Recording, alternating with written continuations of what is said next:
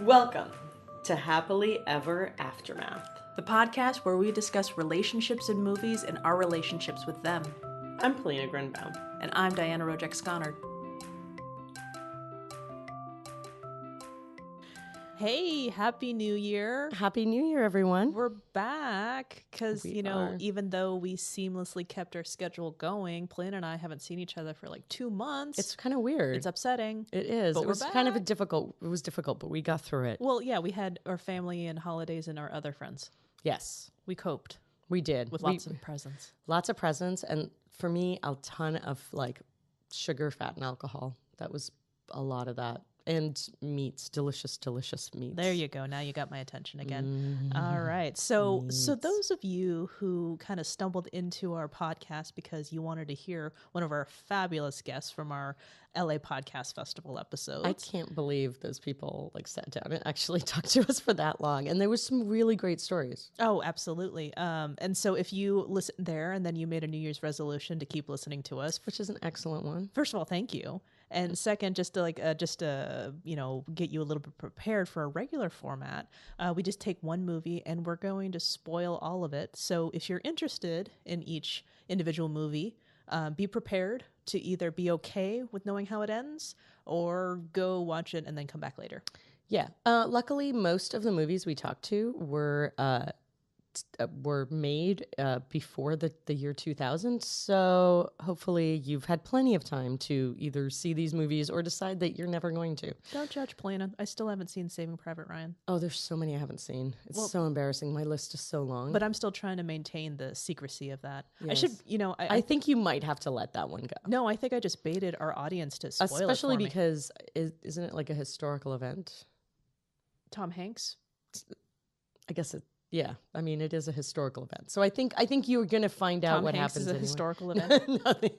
No, the battle that it describes. Oh, I don't care about that. Oh, okay.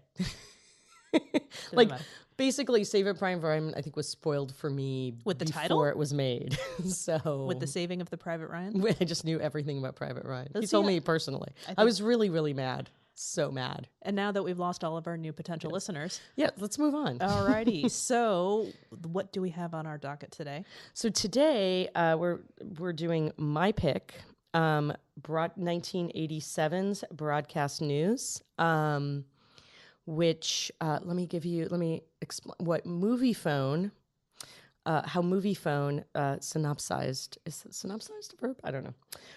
Description, Movie Phone. For those of you who tried to find a viewing of this movie in 1987, there's a good chance that you use Movie Phone. Intelligent satire of American television news. A highly strung news producer finds herself strangely attracted to a vapid anchorman even though she loathes everything he personifies. To make matters worse, her best friend, a talented but not particularly telegenic news reporter, is secretly in love with her. It's not really that big of a secret. No, it's pretty obvious. Well, again, like early on even. I kind of almost assumed, like rewatching it, I just assumed they were together for about, I mean, I knew they weren't because I'd seen the movie. I will say they had a very When Harry Met Sally relationship somewhere like 50 minutes into When Harry Met Sally. Yeah. Where they're just like, finishing each other's sandwiches and... Like at one point she goes, I'll meet you at the place that we went to that one time, and they knew where it was. There was no hesitation. Yeah. That line was brilliant, and I'm pretty sure I've said that without ever seeing this movie. There's great lines. This was, okay. It's James Brooks. I will explain to you. So this came out in 1987. I was 4 when it came out. So the only thing I knew about this movie is, one, I would walk by it when I was either in the Blockbuster or the Hollywood Video, and I would recognize the William Hurt with Holly Hunter's arms wrapped around him and then Albert Brooks in the background, but I didn't know who those people were. And the only thing I knew about it was The Simpsons. They made fun out of it when they got illegal cable and Bart was selling shows to the Top Hat channel, and they called it, this is our latest. The Top Hat channel is proud to present broadcast nudes.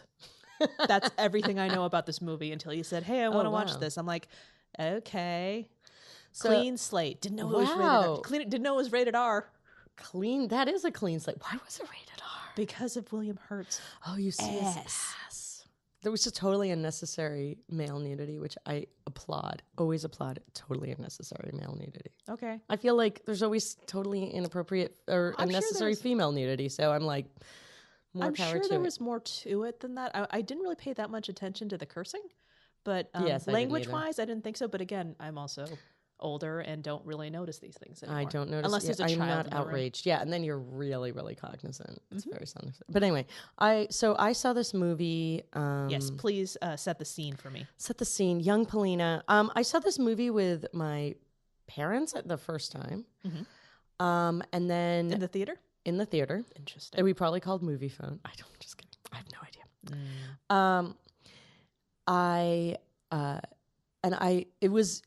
It won a lot of awards. It was definitely a lauded movie. Interestingly, it was nominated for 7 Academy Awards and won none. I know. It was a bridesmaid It at the was. Academy Awards and that yet year. it won a ton of New York Film Circle awards. New York likes the news. Yeah, like the New York Film Critics Circle Award for Best Writer, Best Director, Best Act. Weirdly, for Jack Nicholson.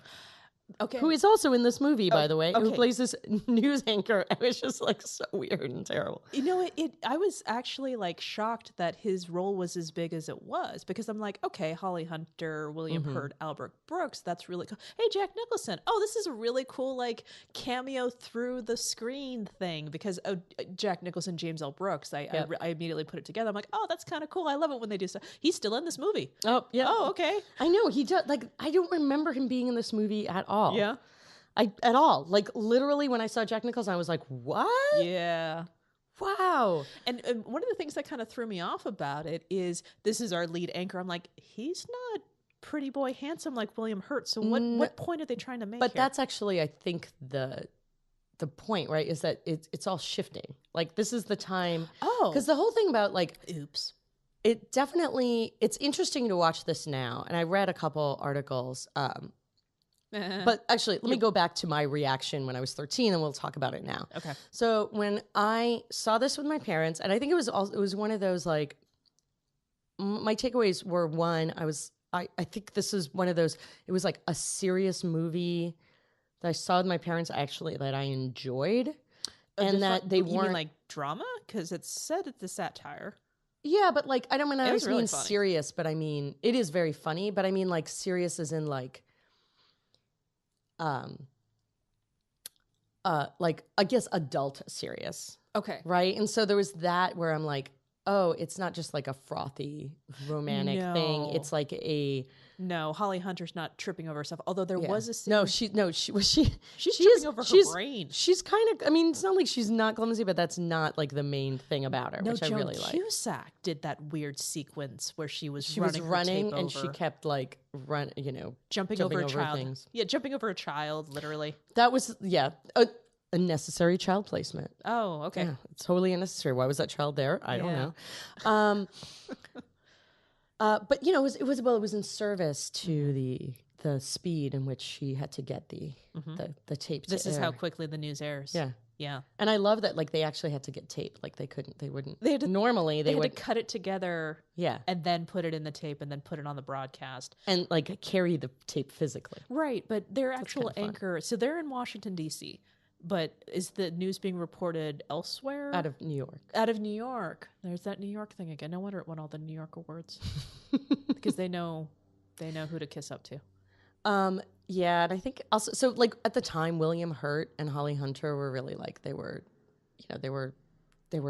serious actors that, any movie, like my mom saw every movie that William Hurt was in. That's fascinating because I had to be reminded that he was in the Marvel Cinematic Universe. I didn't even know he's in the Marvel Cinematic Universe. Well, it turns out the last Marvel movie, the only Marvel movie that I haven't seen, except for the ones that haven't come out yet, and I say Marvel officially, like the whole Iron Man going forward, is the Incredible Hulk. And he's in that one, but he's also in Captain America Civil War. And I'm like, oh yeah, did he play the same? Oh, he's the same character. God, you're unmemorable, William Hurt. I'm sorry. Yeah, generic older actor white guy. Yeah, Like with the Robert Redford thing and the. But he's not Robert Redford. No, I know he's not Robert Redford. No, but I mean, like, I'm just saying, he's no Robert Redford. He's definitely no Robert Redford, but I think they have the same number of acting Academy Awards. Ooh. Burn. Except Michael. Wait, no. I hold on. What now? Robert Redford. Why did I just? My brain just went to Michael Douglas. I was about to say, but he was. Michael Douglas was actually in the same pantheon at the time. And he's an Ant-Man. And see, like, I didn't know that. Older generic white guys in Marvel movies. Okay. Yeah.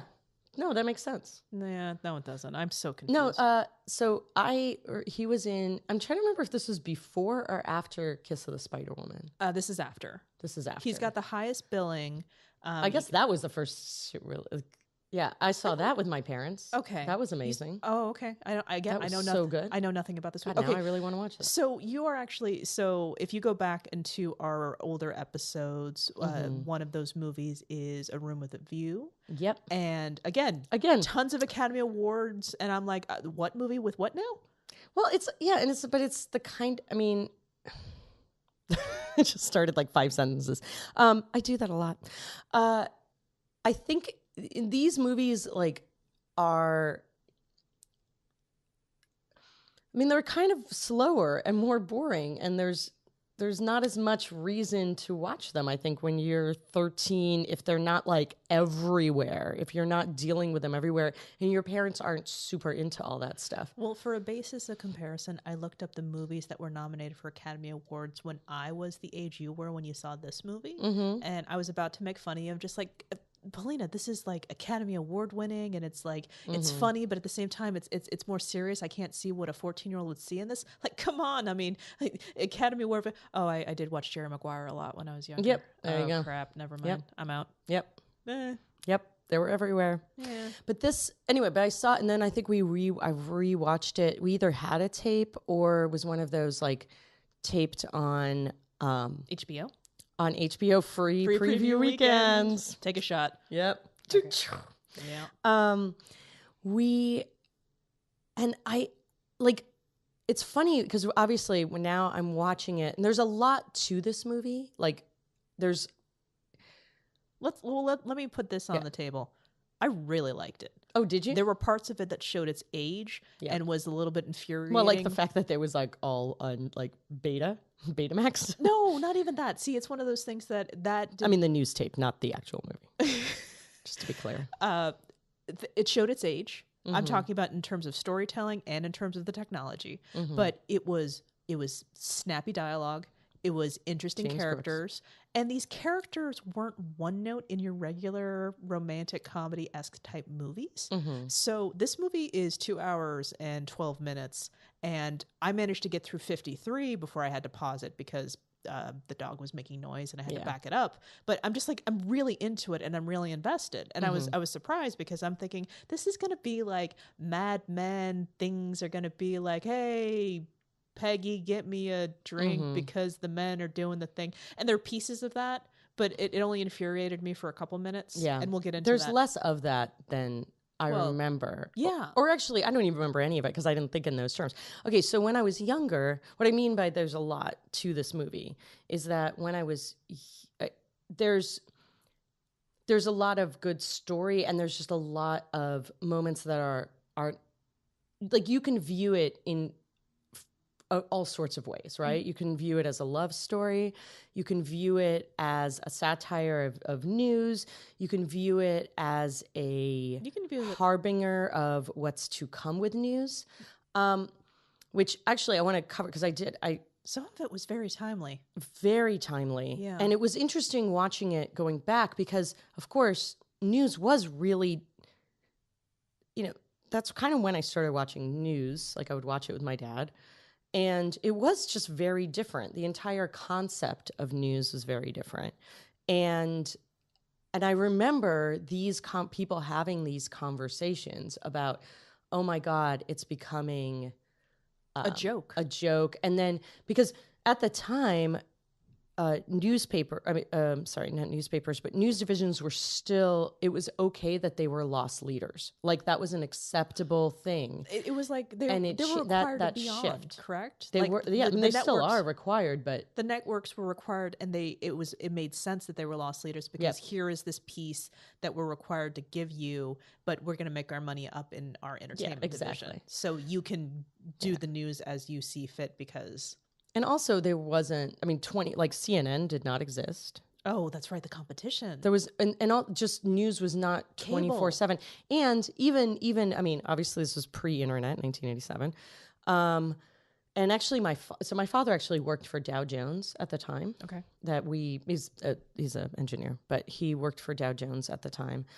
And so we had the Wall Street Journal. I would kind of read through it in the mornings. And it was just not, there wasn't the whole like idea of knowing when news happened, like the minute it happened, it was not a thing. Mm-hmm. Like, unless, you would get like, you would get your like TV shows interrupted if something happened. Oh, well, right. Instead of just the scroll at the bottom or your phone beeping because you have. Exactly. There was no CNN alert. So it was very different. And,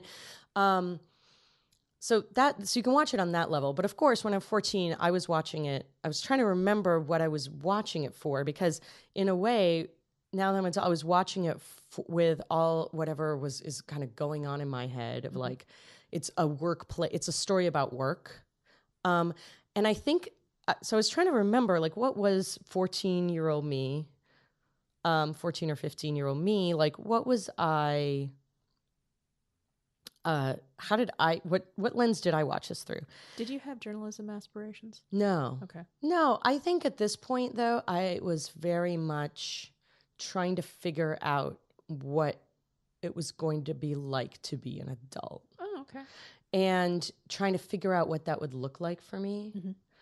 And I definitely had started getting into theater. I didn't really want to be an actor, but I did like take a lot of acting classes. And I wanted to be a director. But I think at this time, maybe I was also into photography. And at some point I really wanted to be an architect. And I'm trying to like identify at which point in those things I saw this movie. Mm-hmm. And it could have been that, since I saw it multiple times, it was transitioning into one or the other. Mm-hmm. But to me, the competence porn aspect of it, like just watching somebody really good at their job and seeing this, like that part, because I think that's also part of the love story, right? Okay. Like it's not really three people. It's not your typical. It's not triangle. A triangle. It's actually a quadrangle because it's her and her job. Oh, okay. Is the fourth person. Okay. And her sort of desire to do a good job on its own. And it was good to see, to me, like there was something so powerful about watching how good she was and how people could see that she was good. Mm-hmm. And I thought they did a really good job of like showing her doing work, mm-hmm. and also what she did to cope with work. Well, let's set the stage. I really, really like that. Let's set the stage just a little bit. So you've got William Hurt. He plays Tom. He's the mm-hmm. good-looking anchor that was brought in, and he meets Jane Holly Hunter when she's doing a conference very, very badly.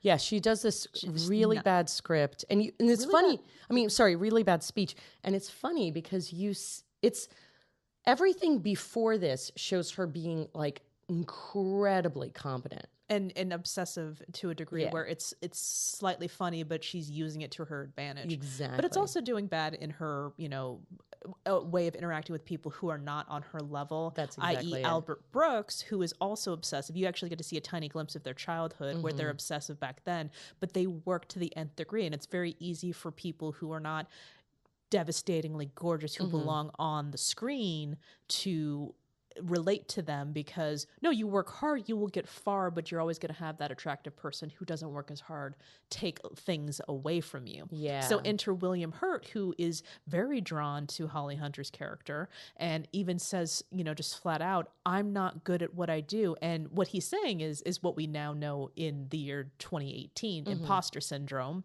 which we all know and understand very well. Well, that's what she reads it as, but he's like, no, I'm honest. I'm genuinely like, I am not a good news editor. I am good, he says, and he tries to convince her of this. Like, I think he plays his insecurities a little bit, but he is aware that so she gives a speech basically saying that news is becoming entertainment. Yeah.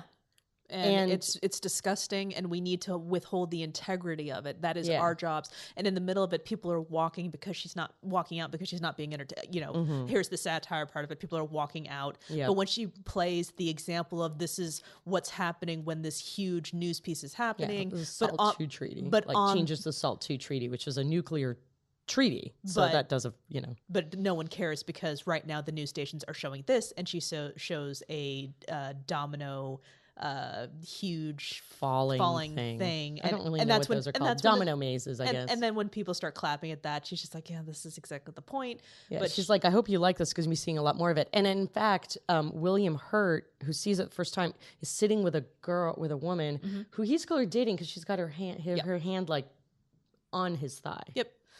And she goes, oh, it's so sad, women like that. They don't like their looks, so they're angry.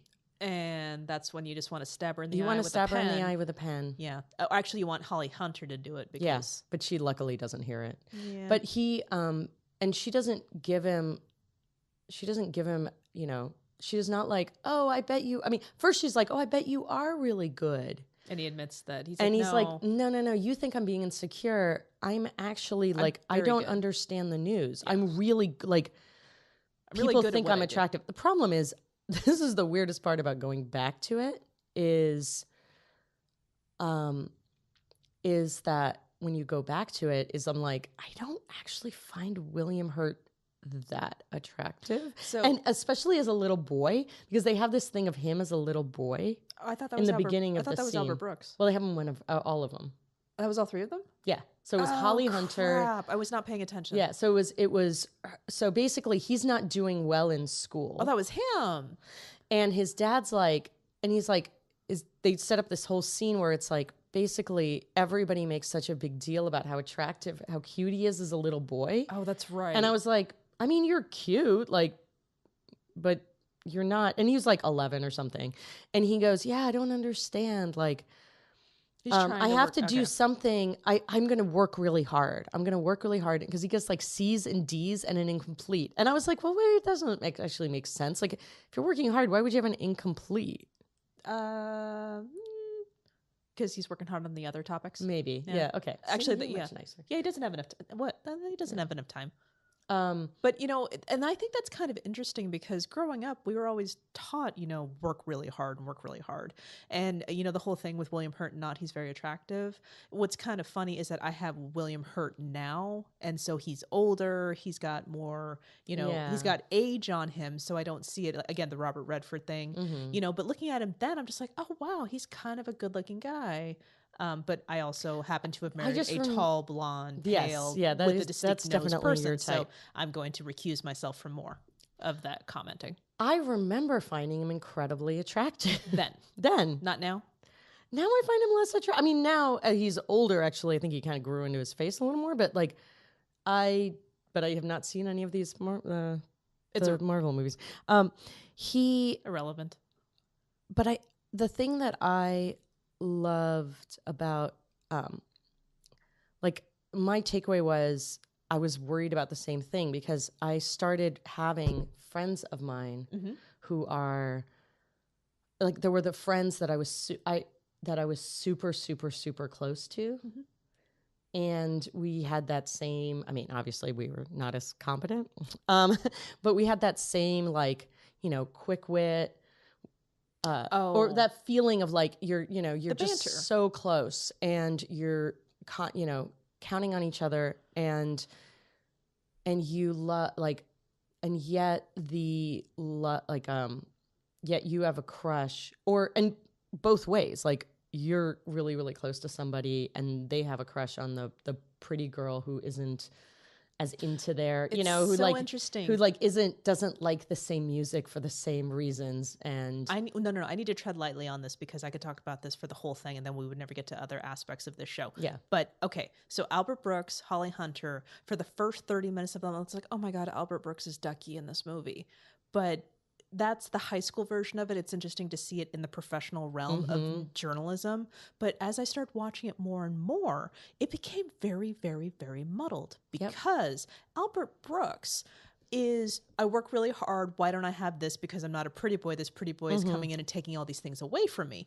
But as they progress through the movie, William Hurt, there's something commendable about I want to work hard and do this. And I want to get better. And the thing is, when he's first put out there in like an emergency situation, he crushes it with the right support system. And Holly Hunter's whole thing is just like, oh, no. It was a team effort. It was a team effort. Yeah. Whereas his version of that is he's thanking everybody, but he also recognizes that he was the one who was out there. He's the one that did this. And he commends her on just like, listen to us back and forth and back and forth. But when he said it was like sex, I'm just like, hey, slow down there, cowboy.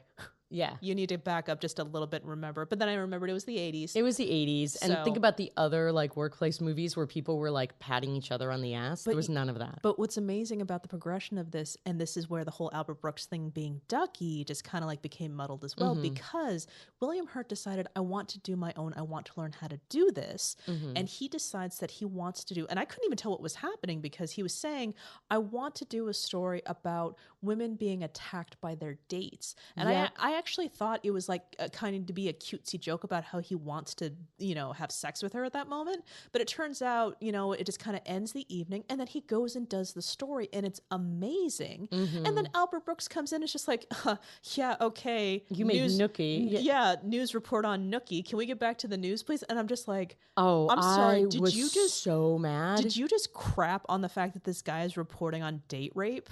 And you're supposed to be the one we're sympathizing with because this pretty boy is taking your job.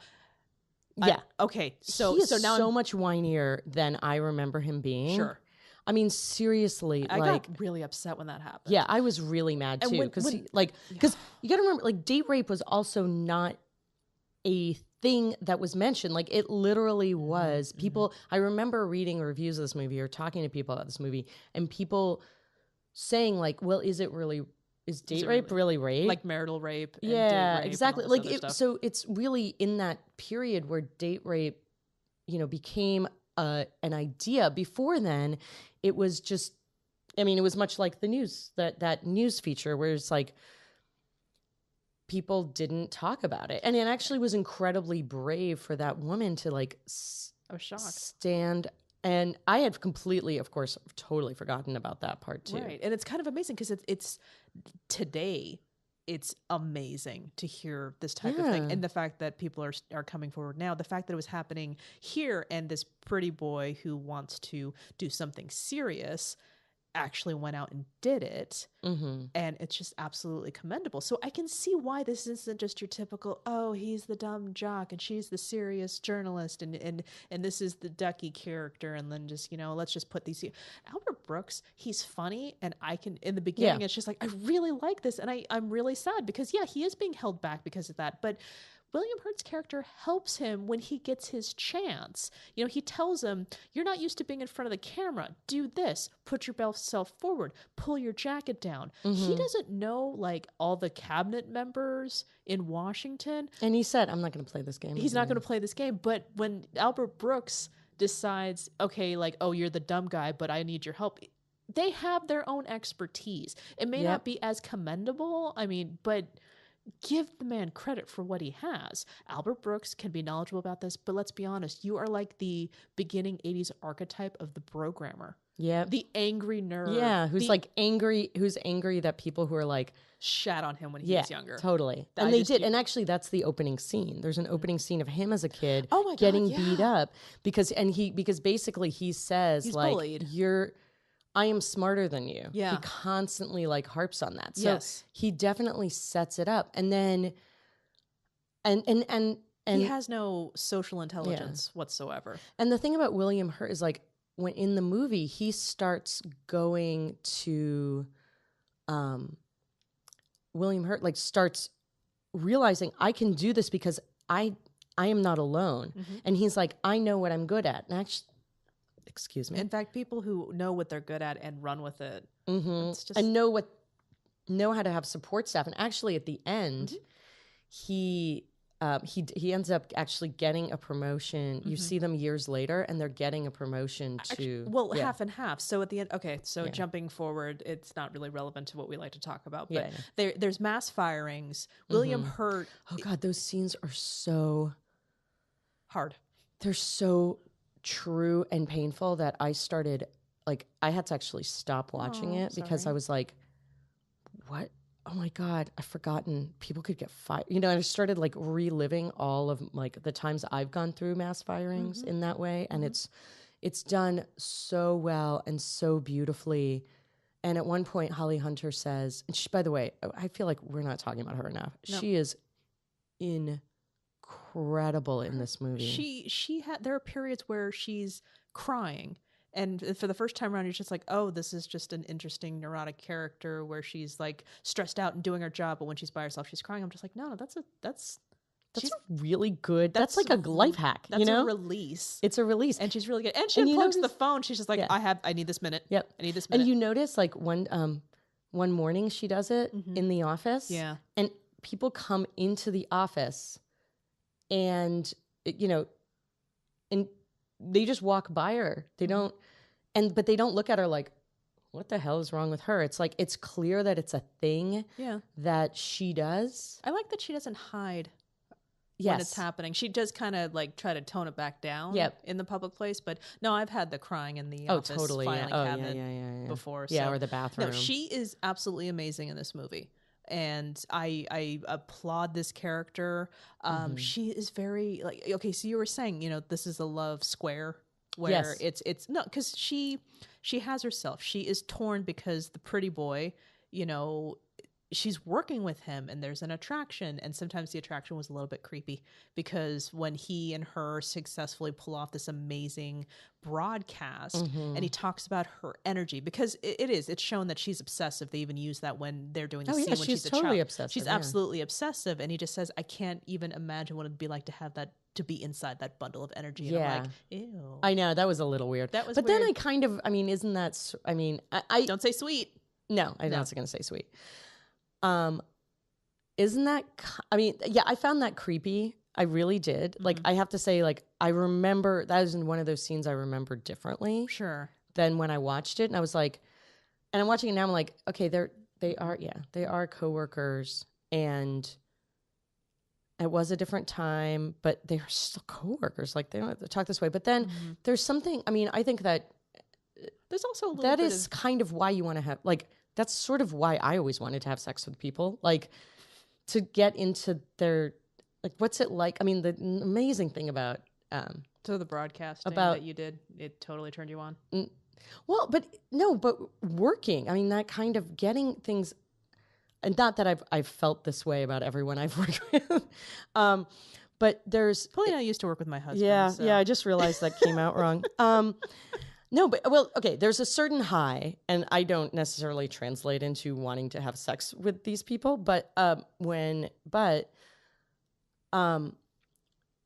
think one of the reasons that I want to have sex with somebody, which, I acted on or not, is that you do want to get kind of inside that energy, that thing. It's like there's something kind of amazing about sex, which shows you something about somebody that you kind of don't see any other way. Like, so I get that sort of. That's kind of how I just sort of put that story away in my head. Well, I think, could they at least have finished one date first? Yes, I know. And that's also part of her personality, is that she has 14 weeks of vacation accumulated. Yep. And she's always on it. She's always doing the story. She's always, helping, pushing people forward. They go to like I don't know where. I think it was Nicaragua. What was American country. Was it the Contras? Anyway, I'm not going to claim I can't remember. know what was happening. Now then. I'm like, I wish I'd just like seen that again. But we can talk about Marvel some more. But but it would be Gaddafi. I don't know. I don't think we were in Libya, but regardless, it doesn't really matter. Like they were, and well, that was one of the things that they Yeah. brought up. Yeah. So, it got really serious. And then, with all the news stories that they there were were just doing. so many times where I really thought that Jane and Tom or... Jane and Aaron were gonna kiss because they were like They did a couple of times, just never in a romantic way. There was were- always the kiss on the Yeah. cheek and the kiss on the But there this were and so the many times when there was like close talking, Yeah. like so close talking. that. Yeah. And Anyway. and that really, like, one of the things that kind of upset me is how quickly he's like, damn it, you love this guy, or you think you love this guy, but it's just really tough because I love you. And it's just like, do you, or do you want the toy that think someone else decided that they wanted to play with? I think he does, and I think that I think her, like in Tom 1, is like basically because this is their driving force that they're so scared about having television news become this like pretty boy thing. But also I think it's the first time that he realizes like it's not a given that they're going to end up together. I think one of the problems that I had with it was if it were somebody who was akin to him, who took the news seriously, who wasn't a pretty boy, he might have been okay with it. But the fact that it was somebody who was, he actually says that he is a representation of everything that we hate. Yeah. She could not be happy for her. She was conflicted enough in the first place. Yeah. So he was not a good friend, and she calls He's him a on it. This is the thing I love friend. about her is she succeeds in this world. She succeeds in her work by being herself. Yeah. And obsessive. being obsessive. And at one point her boss says, it must, like sarcastically says, oh, it must be amazing to think you know better than everybody. And she goes, no, it's horrible. Yeah. And that moment, I mean, I know it's played over and over, but it's just like the way she says it and the pause and the look on her face and the things she goes through is like Holly Hunter. I mean, Holly Hunter is one of my favorite actresses ever, but this moment is so perfect. Mm-hmm. And she genuinely is like, no, it's so frustrating to have everyone else follow along. But by then, with William Hurt, with Tom, she's constantly deciding, like, where they walk, what they'll do, when they'll do it, when they're going to have sex, how they're going to, every single thing. Like, she's still bossing him around. And he's mixed about whether or not it's something that he wants. Right. And because it's difficult. Sure. It's like... it works really well for when they're working. Yeah, but is it going to work when? Yeah. Well, then herein lies the question, and what we like to analyze. Yeah. When do you think that she fell in love with him? Because she actually said, quote, I think I'm in love with him, to Albert Brooks. Do you think that Albert Brooks was in love with her before the movie started? starts? Oh, yeah, definitely. Okay. Definitely, because if you see them in that first scene, the way they are together, and just like when because you see her call two people, him and somebody else. And she's so warm to the other person. Right. But the intimacy of them talking is so different, and he just can't wait to tell her all of his thoughts. So I think, yes, I think definitely they probably fell in love at some point when they were, covering some story. They were somewhere on the road. Do you think she loves him? Because I can say Albert Brooks fell in love with her before this movie started, but I don't think she's in love with him. I think I don't think so either. I think she loves him, but she doesn't. I think that's her problem. She probably feels like, this would be perfect, but I'm not attracted to him. I think she's just not attracted to him. I think she wants work more. I think she's just not attracted to him. I think it would work great for her because when they kiss, the first time they really kiss. Did they? Yeah. I don't remember that. It was outside of his apartment. Albert Brooks? Yeah. I don't and remember it was after that party at the boss's house. Clearly the tension was and not he memorable says, for me. Yes. And And she kisses him back, and then there's this look of like, this, it's like kissing my brother. And he sees it and kind of makes a joke and then moves on. But I think, I think she really does love him, but I think she's not attracted to him. Okay. And it's hard for her. I'm speaking in romantic love, so strike the brother love from the record. Yeah. Okay. All right. No problem. So no, I don't, or she would be with him. William Hurt. Actually, that's not true. She could love Albert Brooks, but still not be with him. But what would be stopping her? They William work Hurt? together. The fact that so Albert Brooks, the fact that he raged at her as hard as he did. Oh my God, he was so cruel. He was messed up. He was so cruel. And she calls him on it. Like, she's basically like, be happy for me. And he just can't do it. No, I can't. And I've had those conversations with friends. That's one of the friends, things that it hurt as awful. hard as it did, is that that's so real. It was so real. It's very real. So many of this movie is too accurate. A little bit too much. Okay, so when did she fall in love with William Hurt? I think it's when the date rape broadcast was over. Yeah. Yeah, and for the end, and here's that spoiler stuff that we were talking about, that's what creates the big explosion at the end. Yeah. Albert Brooks has the observation that when William Hurt went to go, so there is the scene in the date rape reporting that there's a shot of William Hurt, and he's crying with the victim as well. Yeah. And it's very like they flash to her, and they point it out. Holly Hunter even said it. I think that's why she realized that. I think that's when she realized that she's in love with him, because this is, journalistically not what I agree with. And she says it to him just straight up, it's not, she's like, well, what did you think? She's like, it's not something that I would do, but it was very powerful and very effective. Yeah. So, and I think that's why it happened the way it did. And Albert Brooks realized that he asks him, and he gets confirmation that there was only one camera crew on that particular thing. So when Albert Brooks is being cruel, insensitive, because he's losing his toy to Pretty Boy, he says he's losing his best friend. He is losing his best friend, and the woman he's in love with. Like, I'm not justifying it, but I don't know if it's his toy necessarily. Okay, fine, fair enough. I feel fair enough. He you do hurt the ones you love very hard. He says, there's only one camera crew. I felt like I needed to tell you that. And sure enough, Jane goes back and she sees the raw footage, and she sees that Tom, they pan to her, and the woman he's interviewing is crying. It's just like, and they're just like, oh, the camera crew's just like, oh, it'd just be amazing if we could, if we had that on tape. Get your expression, because he wasn't crying when it happened, but it would be amazing to get your expression as he was telling it. He's like, oh, hang on one second, and he manages to produce tears, and he's like, wow, and she loses it, and that's when the big climax happens, where they're about to go on vacation together, but because she knows that he has violated this code of ethics in journalism to her, she's like, I can't be with you. Yeah, you're basically an actor. You're not a journalist. Yeah, you're an actor. Yeah, exactly. So.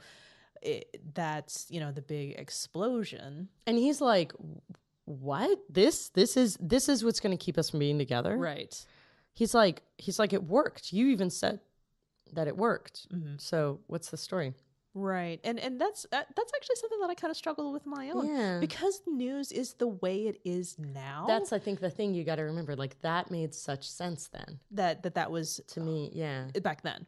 Because I remember walking out of the movie as a 14-year-old going, I'm going to be that strong that I'm going to choose that, that like my principles over selling. Over being happy, I guess. Well, not even the being happy, but Aaron even points out, he keeps saying that he's a salesman, and I'm just like, well, kind of, yeah. And again, because I've had so much news as a product sold to me over the years, seeing this, and I'm just like, well, it's the big deal. But back then, it was a very big deal. I know, that's the thing. I had to kind of put myself in that frame of mind.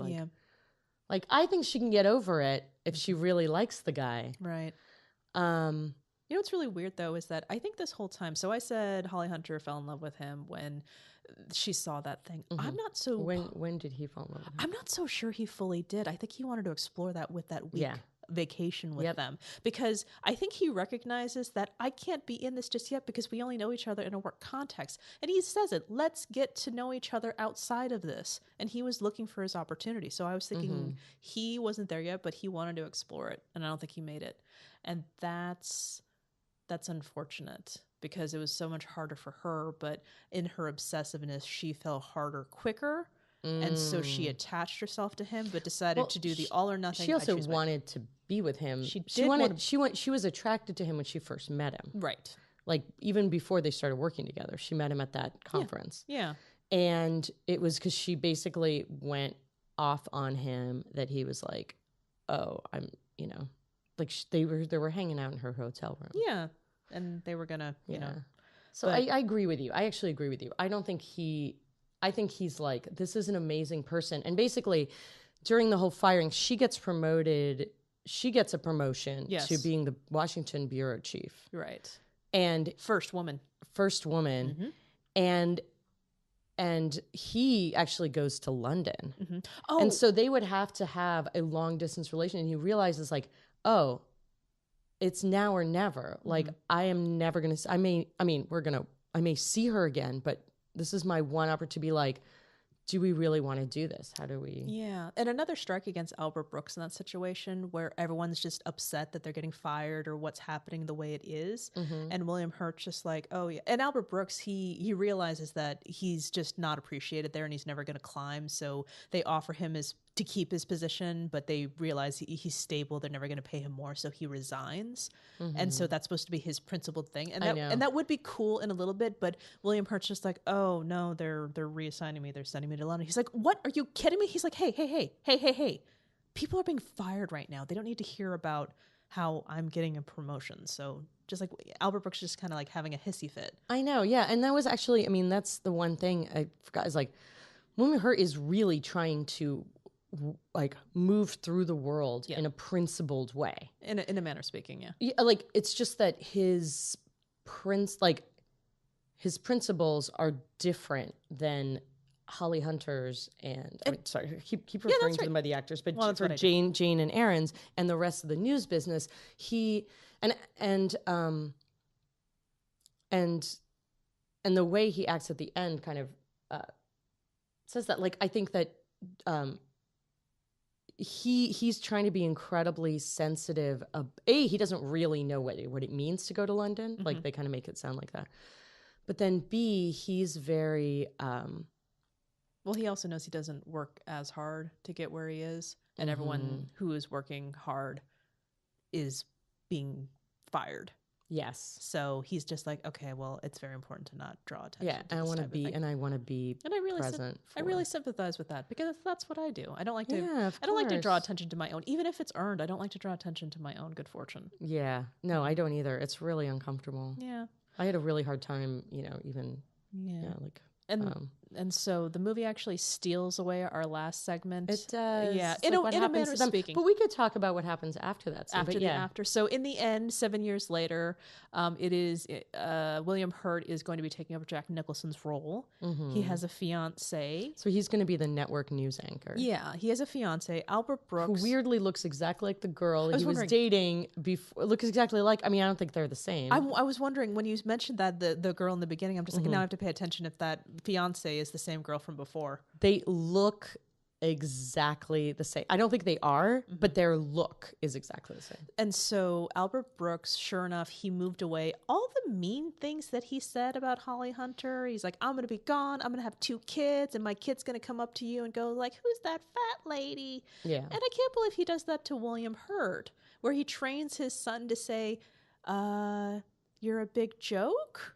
And it's like, I know that's amusing to you, Albert Brooks. But I wonder if he didn't train him, but that every night he still watches the news. Because he ends up going to Portland. Okay.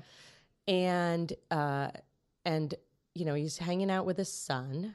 Like he goes to who brings their kid to a conference? That was the other thing. It was like that was weird. No, I understand that some people have, childcare situations, but to the actual that kid's not going to listen. Unless you're being baited to here, if you do this, I'll get you an ice cream afterwards. Humiliate this guy that I don't like. You don't think? I think he just spent every year going that. that guy doesn't know what he's talking about. Oh, so you think that it's just one of those ingrained things the kid thought? That wasn't something that... Because, I don't know. It doesn't matter. It could be. Yeah, you're right. I didn't even think of it be that either. way. Yeah, it could be either. it could and be either. It's, but yeah, I mean, he doesn't, like, because the way he comes off in this movie, it doesn't make it sound like, that seems perfectly plausible. Well, Albert Brooks has a big smile on his face when that comes out of his kid's mouth, as if he was anticipating That's it. true. So God, now that's all I'm sort of Dang it, I like you so much, Albert Brooks. Me too. But I know that Albert Brooks is not. I'm not even using his character But he's, name. and that's actually what's, I think, better about this movie than I thought, because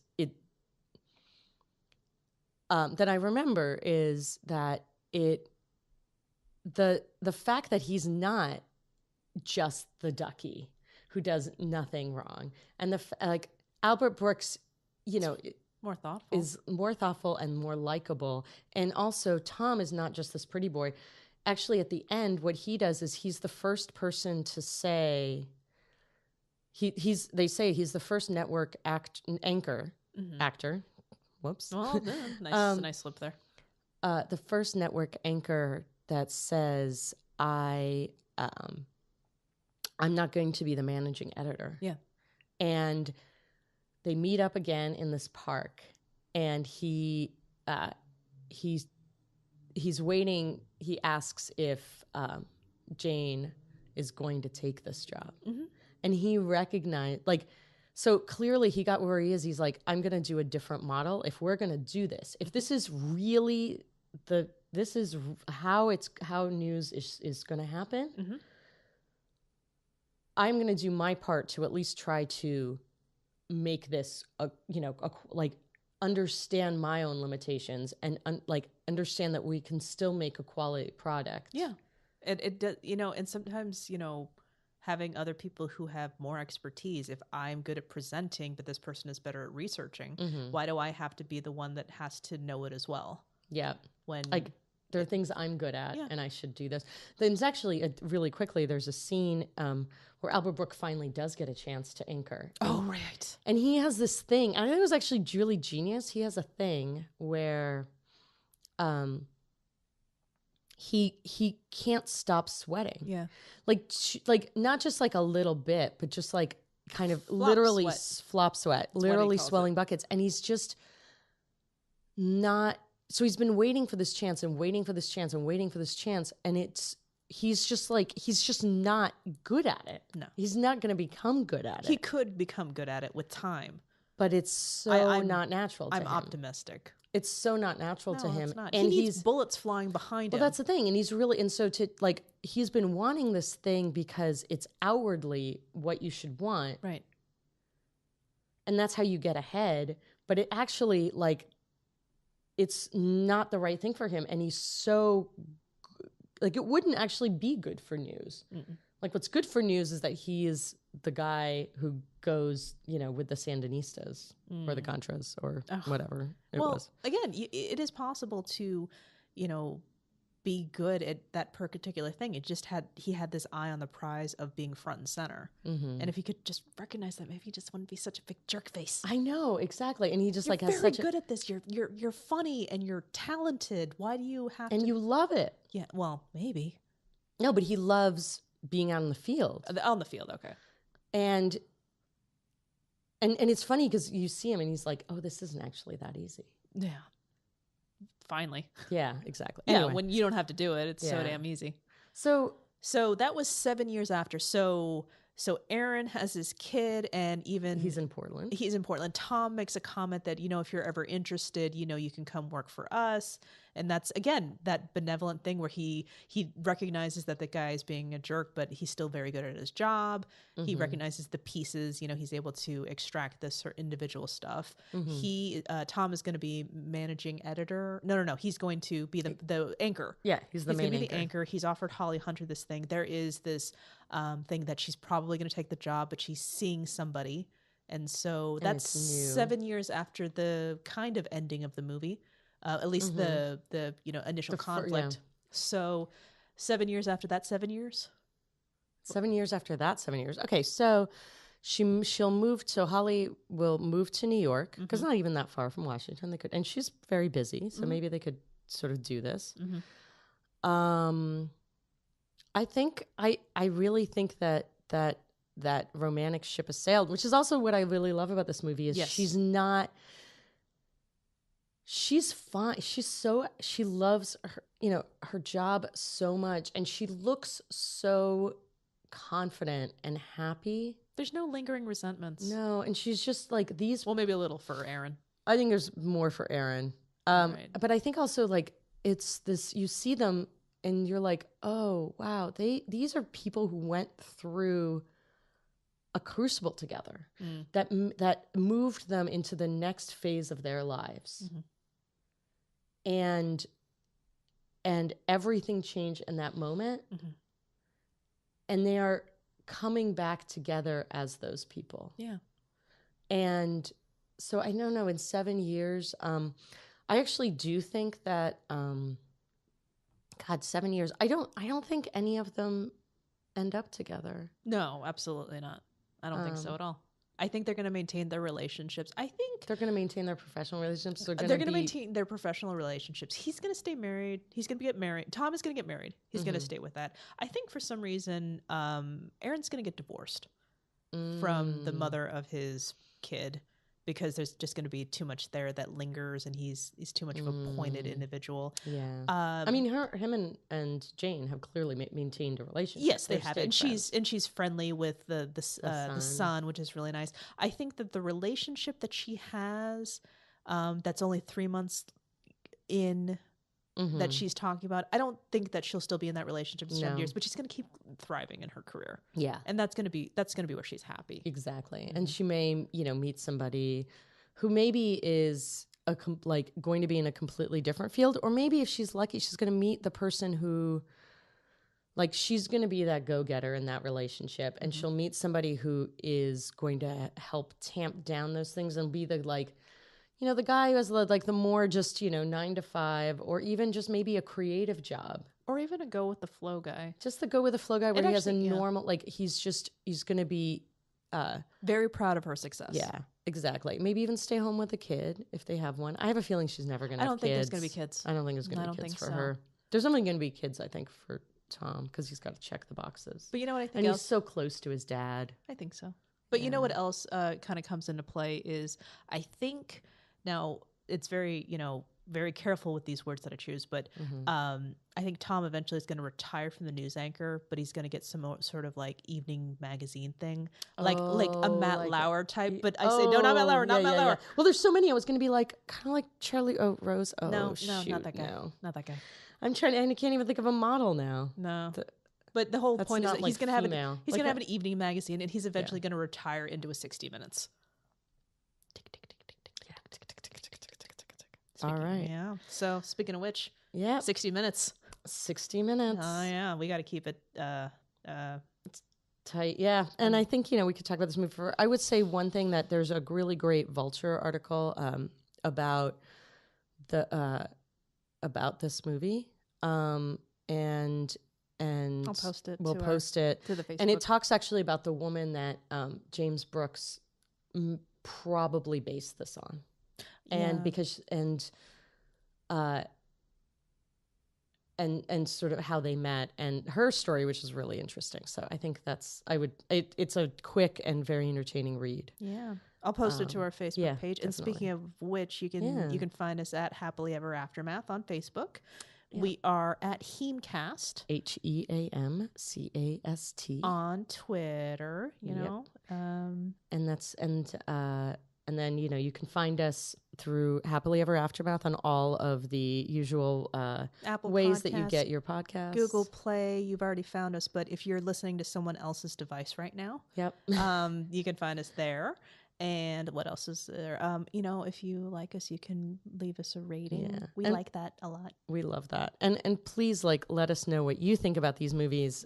We love talking about this stuff on both Twitter and Facebook. So. And a little bonus here. So I recorded an episode of Amanda's Picture Show A Go-Go about the movie Die Hard. I cannot wait to listen to this. So that's going to be coming out very soon, if isn't out already. So please check that out. Amanda's Picture Show A Go-Go. It's part of the Lady Pod Squad. Oh, the Lady Lady Pod Squad. They're so Best great. people ever. And finally, for those of you who like to prepare for the next round, But you should watch a movie. oh yeah, so we're going to be talking about Don't Tell Mom the Babysitter's Dead. Ooh. Christina Applegate. Wow. Josh Charles. Oh my God. And a young David Duchovny. Ooh, a young David Duchovny, you don't say. I did say. Oh, wow, I'm excited. Okay. So thank you so much for joining us again. Thank you. I highly recommend watching broadcast news. It was very Especially, good. you're snowed in, most likely. I'm not. No, we're not. But we're going to have some rain. Well, I did enjoy it, so I think it's worth your time. Cool. All right. Thanks, guys. Thank you. See you soon. Bye. Bye.